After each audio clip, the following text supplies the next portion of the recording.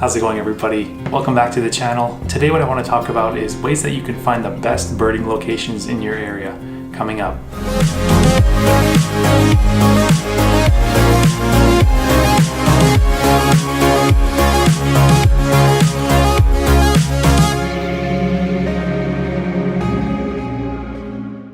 Yesterday was Global Big Day. I hope you guys were successful if you went out. I went out, but I'll talk about that a little bit later. For now, let's just get right into the video. So what you want to do is open up ebird.org and go to your front page, sign in, and as always, go to your Explore tab. When you get to this window, the first thing you want to see is, are you trying to find specific species in your area, or are you trying to find specific places to go birding? For this video, we'll choose a specific places to go birding, so go under the Explore Hotspots tab. This will open up a map with a bunch of different colors. What I like to do is just make sure that you're on satellite view. Satellite view will give you a little bit more information about the area. Is it sandy? Does it have a lot of trees, a lot of forest? Does it have open fields? So that just gives you a better idea which species you're going to encounter while you're there. And then if you notice all the colors, and on the right over here we have a chart that tells you how many species are observed. So the areas that are in red have upwards of 600 species, and the ones that are in gray, you'll see more as you zoom in.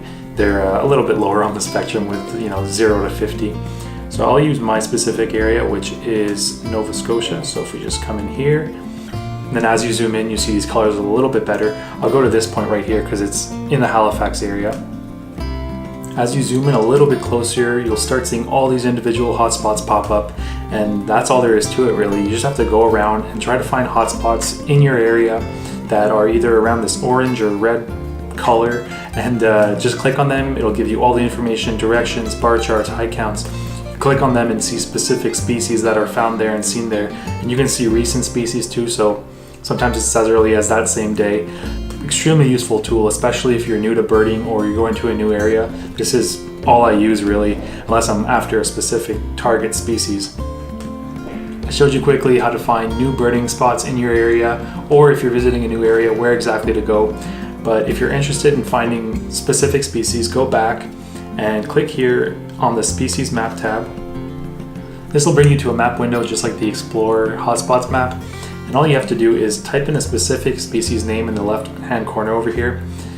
Usually when you start birding after a few months, a few years, you'll notice there's a few birds that just always get away from you. They're your nemesis birds. You can't see them, and this is a great way to help you locate them in your area. For this video, let's type in evening grosbeak in the top left, and you'll see the suggestions pop up. So let's just click the species. And just like the hotspots map, you'll see all the different colors pop up. And what you'll see in the right here is the frequency that that species shows up in a given area. So once you zoom in a little bit closer, you'll notice the icons a little bit better. They're a little bit clearer. And look for the red ones. The red ones are going to be recent sightings. Some of the sightings you'll see on the blue ones are from 20, 30 years ago. So the red ones are great if you can look out for those ones.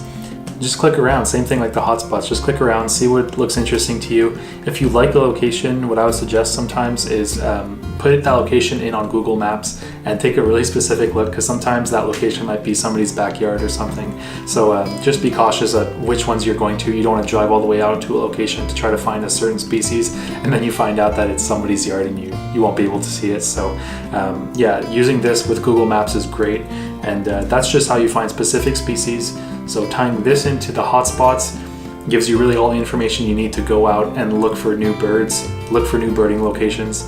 Last thing I want to talk about in this video is, how did my big day go yesterday? So to summarize it, it was raining, cold, windy, gloomy, very, very dark day. Weather-wise, it was a horrible day for photographing and filming birds. There was rain coming in sideways, there was fog along the water, which could be nice in some cases, but yesterday with the amount of darkness that there was, it just didn't make for nice photos. So I decided early on to ditch my camera. There was no point to bring it. The rain wasn't clearing up, it was still way too dark, so I had to ditch the camera early on. But we still birded the entire day. So yeah, overall, bad weather, but don't want to focus on the negatives. Positives, saw some new locations, got 3 lifers. I'm going to take you guys to some of these locations on a nicer day. I might just redo Big Day, honestly, on an actual nice day, so I can photograph and film and document everything for you guys. Maybe I can do that for a 500 subscriber special whenever I get there. So that would actually be a fun video. and I would love to take you guys to some of these areas. They're really unique, so stay tuned for those videos. Hope you guys enjoyed today's video. If you did, please like and subscribe, and I'll see you in the next one. Happy birding.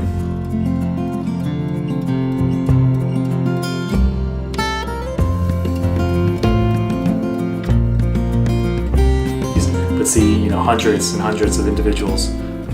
Downy woodpecker. Nice.